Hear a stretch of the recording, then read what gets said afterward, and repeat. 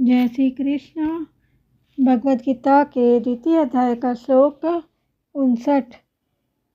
विषया विनिवर्तन्ते निराहारस्य देहिनः रसवर्जरसोऽप्यस्य परं दृष्ट्वा निर्वर्ते। इसके पहले भगवान ने स्थित प्रज्ञ के बारे में बताया था। तो केवल इंद्रियों का विषयों से हट जाना ही स्थित प्रज्ञ का लक्षण नहीं है। इसे भगवान आगे के श्लोक में बता रहे हैं। विस्तृत व्याख्या देखेंगे।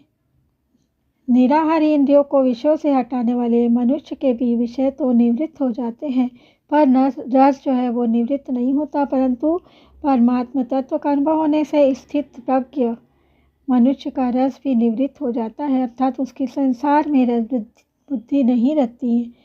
विषया विनिवर्तन्ते निराहारस्य देहिनः रसवर्जम, मतलब मनुष्य निराहार दो तरह से होता है। पहला, अपनी इच्छा से भोजन का त्याग कर देना अथवा बीमारी आने से भोजन का त्याग हो जाना, और दूसरा, संपूर्ण विषयों का त्याग करके एकांत में बैठना, अर्थात इंद्रियों को विषयों से हटा लेना। यह इंद्रियों को विषयों से हटाने वाले साधक के लिए ही निराहारस्य पद आया है। रोगी के मन में यह रहता है कि क्या करूं, शरीर में पदार्थों का सेवन करने की सामर्थ्य नहीं है, इसमें मेरी परवशता है, परंतु जब मैं ठीक हो जाऊंगा, शरीर में शक्ति आ जाएगी, तब मैं पदार्थों का सेवन करूंगा। इस तरह उसके भीतर रस बुद्धि रहती है।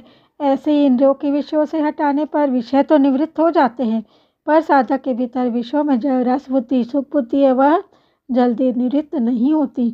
जिनका स्वाभाविक ही विषयों में राग नहीं है और जो तीव्र वैराग्यवान है, उन साधकों की रस बुद्धि साधनावस्था में ही निवृत्त हो जाती है, परंतु जो तीव्र वैराग्य के बिना ही विचार पूर्वक साधन में लगे हुए हैं, उन्हीं साधकों के लिए यह कहा गया है कि विषयों का त्याग कर देने पर भी उनकी रस बुद्धि निवृत्त नहीं होती। रसोऽप्यस्य परम दृष्ट्वा निर्वर्ते। इस स्थित प्रज्ञ की रस बुद्धि परमात्मा का अनुभव हो जाने पर निवृत्त हो जाती है।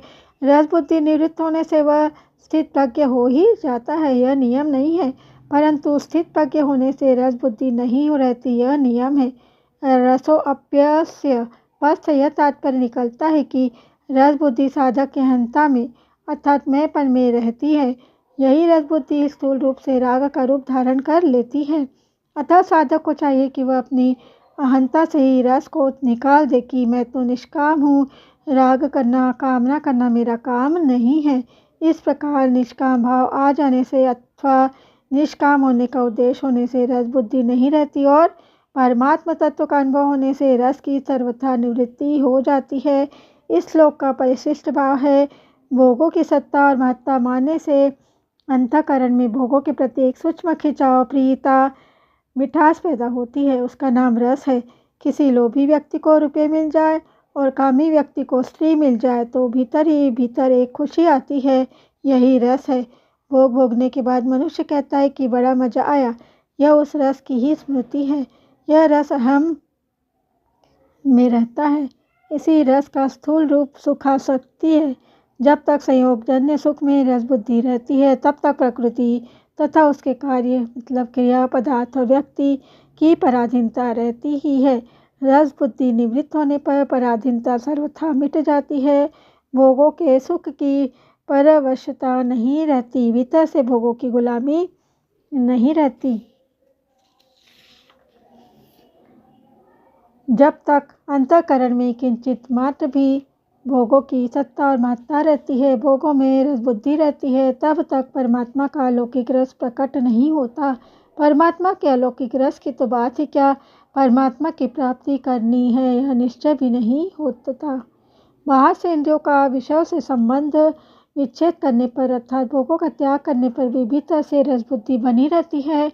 तत्वबोध होने पर यह रस बुद्धि विच्छेद करने पर अर्थात भोगों का त्याग करने पर भी भीतर से रस बुद्धि बनी रहती है, तो वो निवृत्त नहीं होती है, तो परम दृष्ट्वा निर्वर्त्य कहा गया। इसके लिए तात्पर्य कि जब संसार से अपनी भिन्नता तथा परमात्मा से अपनी अभिन्नता का अनुभव हो जाता है, तब नाशवान रस की निवृत्ति हो जाती है। नाशवान रस की निवृत्ति होने पर अविनाशी रस की जागृति हो जाती है।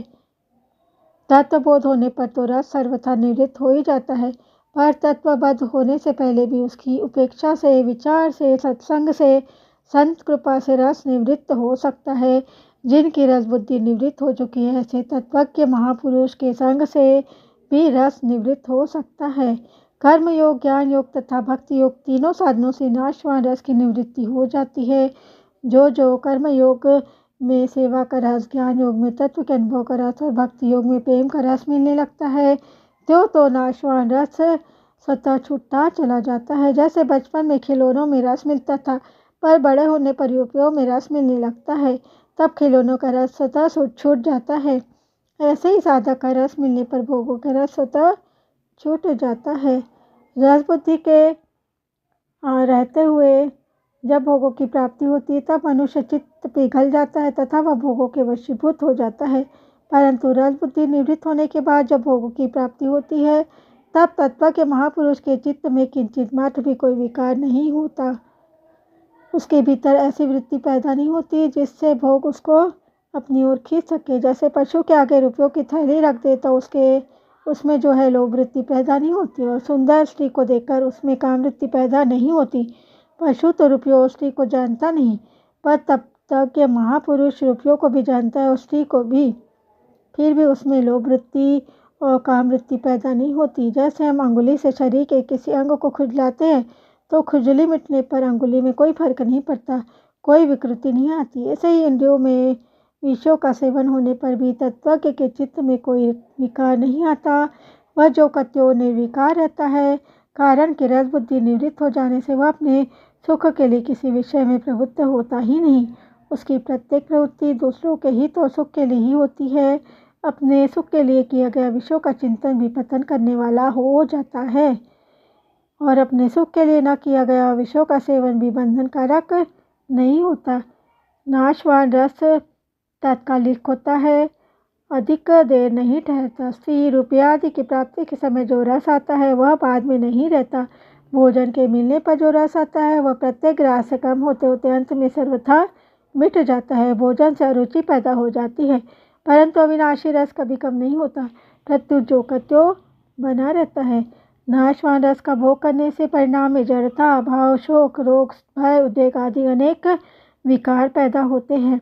इन विकारों से भोगी मनुष्य बच नहीं सकता, क्योंकि यह भोगों का अवश्यंभावी परिणाम है। इसलिए भगवान ने दुखों का दर्शन करने की बात कही है।